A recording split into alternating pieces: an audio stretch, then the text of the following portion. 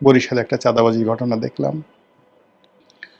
একজন বৃদ্ধ মানুষ, দাড়িওয়ালা একজন বৃদ্ধ, তার অফিসে গিয়ে অকথ্য ভাষায় তাকে গালাগাল করা হচ্ছে।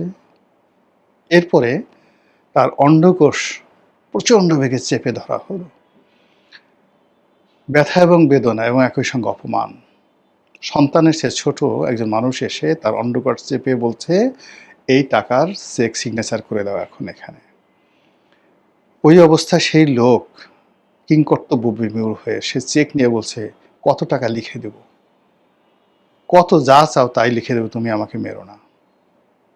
এটা ভাইরাল হয়ে পড়েছে এই বাংলায়।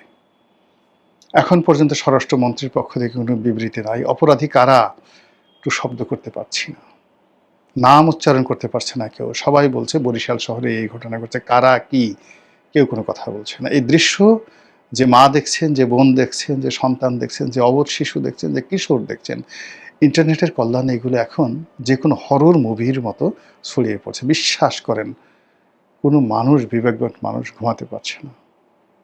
আর একটা এরকম দৃশ্য দেখলাম, আর এক চাঁদাবাজ,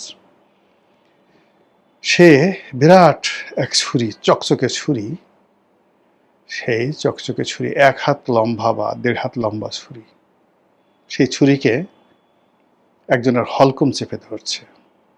হলকম চেপে ধরছে, ধরার পরে সেই ছুরি যেভাবে আপনি কষাই যেভাবে মাংস কাটার আগে, তৈলাক্ত মাংস ছাড়ানোর আগে ছুরিতে ধার দেয়, ওইরকম সে ছুরি ওখানে কোনো টেবিল বা কিছুর সাথে এইভাবে ছুরিটা সে ধার দিয়ে দিয়ে শানিত করে তারপরে তার গলার কাছে ধরছে, এটা দে। এই দৃশ্য ছড়িয়ে পড়েছে। গুলিস্তানে বিএনপি এবং জামাতের মধ্যে চাঁদাবাজি নিয়ে মারামারি, এবং যে দৃশ্য ভাইরাল হয়ে গেছে, এবং সেই দৃশ্যের পরে আবার মিছিল মিটিং হচ্ছে এই খোদ রাজধানীতে। এই যে অসংখ্য ঘটনা, এই অসংখ্য ঘটনা মানুষের হৃদয়ে কিভাবে বেদনা তৈরি করছে একবার একটু চিন্তা করেন তো।